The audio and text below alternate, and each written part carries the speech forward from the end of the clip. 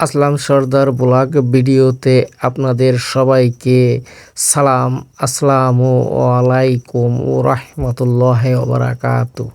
আজ আপনাদের নিয়ে যেতে চাই আমাদের সেই সুপরিচিত বন্দর বেনাপোল বর্ডার। এই বেনাপোল বর্ডার আমাদের স্থলবন্দর বাংলাদেশে। এখান থেকেই এই সর্ববৃহত্তম স্থলবন্দর হলো বেনাপোল বন্দর এবং এখান থেকে বাংলাদেশ ও ইন্ডিয়ান মাল যাতায়াত করে এবং বাংলাদেশের বেশিরভাগ মানুষ এই বর্ডার দিয়েই যাতায়াত করে ইন্ডিয়াতে, এবং ইন্ডিয়ার যত মানুষ আছে এই বেনাপোল বর্ডার দিয়েই যাতায়াত করে এবং এই বেনাপোল বর্ডারে বা ইন্ডিয়ার বেশিরভাগ মালামাল এই বর্ডার দিয়েই থেকে আসে এবং বাংলাদেশের মালামাল বেশিরভাগই এই বেনাপোল বন্দর দিয়েই যাতায়াত করে। তাই আমি বেনাপোল বর্ডারকে নাম দিয়েছি বাংলাদেশের প্রধান সীমান্ত স্থল বন্দর বেনাপোল বন্দর। এটা হলো নাবারণ রেল স্টেশন। এইখানে এই রেল স্টেশনটা আপনাদের দেখিয়ে দিচ্ছি। নাবারণ রেল স্টেশন দেখুন, মানুষ রেলে ওঠার জন্য এগিয়ে যাচ্ছে এবং রেল দাঁড়িয়ে আছে। কত সুন্দর নাবারণ রেল স্টেশন দেখুন, আপনারা দেখুন, আপনারা দেখেই বুঝতে পারবেন যে এটা নাবারণ স্টেশন। নাবারণ স্টেশন রেখে আমরা ওখান থেকে বাসে উঠে চলে এসেছি বেনাপোল সেই বন্দরে এবং বেনাপোল বর্ডারে। দেখুন, এখান থেকেই মানুষের পাসপোর্ট জমা এবং পাসপোর্ট চেকিংয়ের কাজ হয় এবং তারপর ধীরে ধীরে আপনার বর্ডার চেকপোস্ট পেরিয়ে ইন্ডিয়াতে চলে যায়। আমরা এগিয়ে যাব আস্তে আস্তে সেই একদম গেটের সামনে। সেখান থেকে আপনাদের দেখাবো, ঘুরে ঘুরে আপনাদের দেখাবো। এই আমরা এসেছি সেই পোর্ট বলেন, এই সেই বেনাপোল বর্ডার। আপনারা দেখুন, এই আমার বন্ধু শফিকুল হেঁটে আসতেছে। এখন দেখেন ওয়ালের গায়ে কত সুন্দর আর্ট করা আছে, যেন জীবন্ত মনে হয়, যেন জীবন্ত আর্ট করা আছে এই রাস্তার মাঝে। দেখুন হরিণ, দেশের পতাকা সহ কত সুন্দর ওয়ালে আর্ট করা, যা দেখলে এক মন প্রাণ খুশি হয়ে যায়। এবং দেখুন কত সুন্দর আর্ট করা, যা আসলেই মনোমুগ্ধকর। বন্ধু শফিকুল আগে তো কখনো দেখিনি, আজ দেখে ওর খুব ভালো লাগছিল এবং ও খুব আনন্দিত যে আসলে বেনাপোল বর্ডার এত সুন্দর ও আগে কখনো দেখিনি। তাই দেখতে দেখতেই আমরা চলে এসেছি সেই বেনাপোল গেটের সামনে। একটা গাছ, পুরো গাছটাই নেড়া, যেন নেড়ামুন্ডু একটা গাছ। আমার মনে হয় এটার নাম দিয়েছি আমি নেড়ামুন্ডু। আর আমার বন্ধু শফিকুল দাঁড়িয়ে শুধু সেলফি নিচ্ছে। আমি সেলফি তুলছি এবং ভিডিও করছি। দেখুন, কাজী নজরুল ইসলাম এবং বিশ্বকবি রবীন্দ্রনাথের একটা কত সুন্দর ছবি আর্ট করে রেখেছে গেটের সামনে। এপাশে আমার একটা ভাই দাঁড়িয়ে আছে আর সোজা রবীন্দ্রনাথ এবং কবি নজরুলের স্মৃতি উপরে বাংলাদেশের পতাকা। আহারে কি সুন্দর! আর এই সামনেই হচ্ছে সেই মেন গেট। দেখুন, গেটের ভিতরে দেখা যায় ওপারের মিডিল ইস্টের যে মানুষ এপার থেকে ওপারে যাচ্ছে। দেখুন, এপাশে গেটে বাংলাদেশের পতাকা, ওই পাশের গেটে ইন্ডিয়ান ফ্ল্যাগ এবং এই দেখুন বাংলাদেশ বিজিবির সেই গ্রুপ এখান থেকে দেখা যায়। দেখুন এই যে সেই গেট, এখান থেকে আমরা দেখছি। আমরা কাছে যেতে পারছি না, দূর থেকে শুধু দেখে যাচ্ছি যে আসলেই কত সুন্দর। মহাকাব্য রচিত দুই কবির ফটো ওয়ালে লাগানো আছে, দেখতে কত সুন্দর, মনটা জুড়িয়ে যায়। আপনারা আসবেন আর দেখবেন, মন ভরা আনন্দ নিয়ে বেনাপোল বর্ডার থেকে বাড়িতে ফিরে যাবেন। আমরা যেমন দেখছি আর মন ভরে দেখছি আর দেখুন সামনে গেটের সামনে ইন্ডিয়া থেকে লোক আসছে এবং ব্যাটিং পাত্র গুছাচ্ছে, কত সুন্দর। এখন ওনারা বাংলাদেশের কাস্টম থেকে ওনারা কিন্তু আস্তে আস্তে বাইরে আসবে। আসলেই খুব সুন্দর বেনাপোল বর্ডার।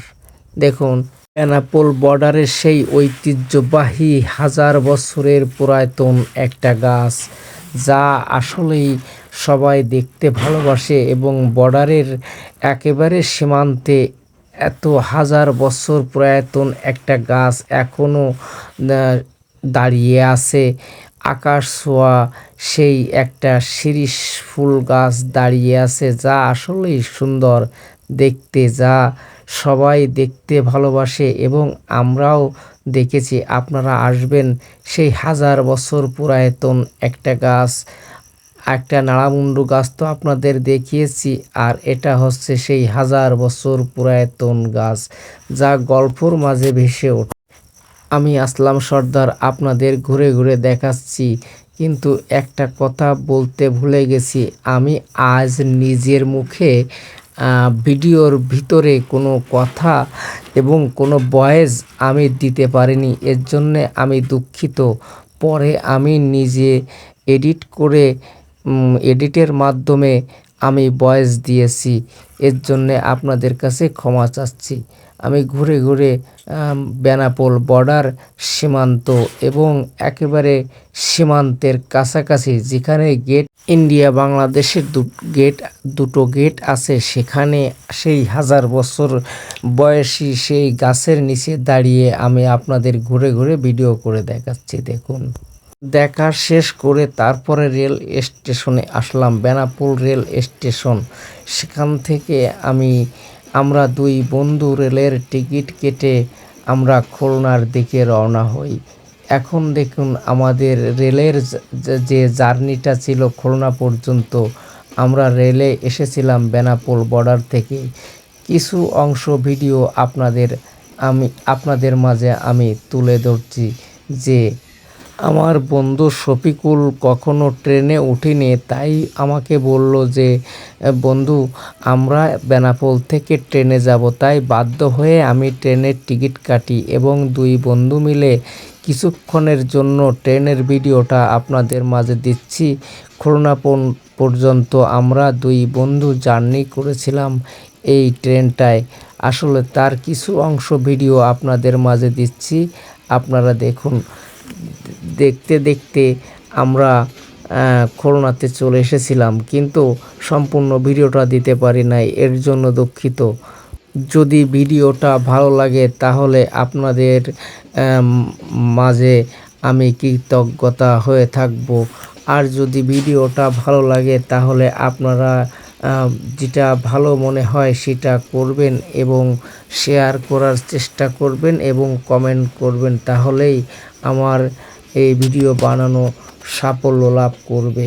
আমার গত ভিডিওতে একটা গল্প বলেছিলাম, একটা উপন্যাসের মতো গল্প, তার কিছু অংশ আমি বাকি রেখেছিলাম এবং বলেছিলাম আগামী ভিডিওতে আমি আমার সেই গল্পের শেষ অংশটুকু বলবো। এই রাজার গল্পটা এখান থেকে আমি থেমে গিয়েছিলাম, সেখান থেকেই শুরু করব। শিক্ষিত গরিব ছেলেটা তখন কি করলো, রাজার কাছে তার সেই তিনটে নতুন প্রশ্ন এবং নতুন কথা নিয়ে রাজার কাছে হাজির হলো। প্রথম নতুন কথা হলো যে রাজার একটা উজিরকে ডাক দিল সেই শিক্ষিত ছেলে, দিয়ে বলছে কি তোমাদের এখানে কালী পুজো হয় না? মন্ত্রী বলছে হ্যাঁ হয়। ছেলেটা বলছে তোমরা কালী পুজো থেকে পাঠা বলি দাও না? বলছে হ্যাঁ দেই। বলছে তোমরা কয়টা দাও? উজির বলছে আমরা একটা দিই। ছেলেটা বলছে আমরা পুজোর সময় একটা ফাটা বলি দেই না। উজির বলছে সে আবার কেমন কথা, এটা তো আগে কখনো শুনিনি। রাজা এইখানে ছেলেটার কাছে ঠকে গেল। কথা ছিল কিন্তু আমি শর্টে বললাম। পরের দিন নতুন কথা নিয়ে আবার ছেলেটা হাজির হল। রাজা ওই উজিরকে ডেকে বলল তুমি এবার ওই ছেলেটা যে কথা বলে তুমি বলবা আমরা সবই জানি। কিন্তু ছেলেটা পরের দিন আর ওই উজিরকে না ডেকে অন্য আর একটা মন্ত্রীকে ডাকলো। কে বলল কি তোমরা চাষ করো না? চাষ করো কি দিয়ে? মন্ত্রী বলছে আমরা তো গরু দিয়ে চাষ করি। তা বলছে আরে বোকা, আমরা তো আর গরু দিয়ে চাষ করি না, আমরা তো ছাগল দিয়ে চাষ। মন্ত্রী বলছে ছাগল দিয়ে আবার কখনো চাষ হয় নাকি, আবার কেমন কথা। ছেলেটা বলছে যে শোনো, আমরা কি করি জানো, যখন একটা মা ছাগলের বাচ্চা হয় তখন আমরা ওই বাচ্চার ফিটের উপরে একটা বট গাছের চারা লাগিয়ে দিই, আর দিনে দিনে ছাগলও বড় হয় এবং বট গাছটাও বড় হয়।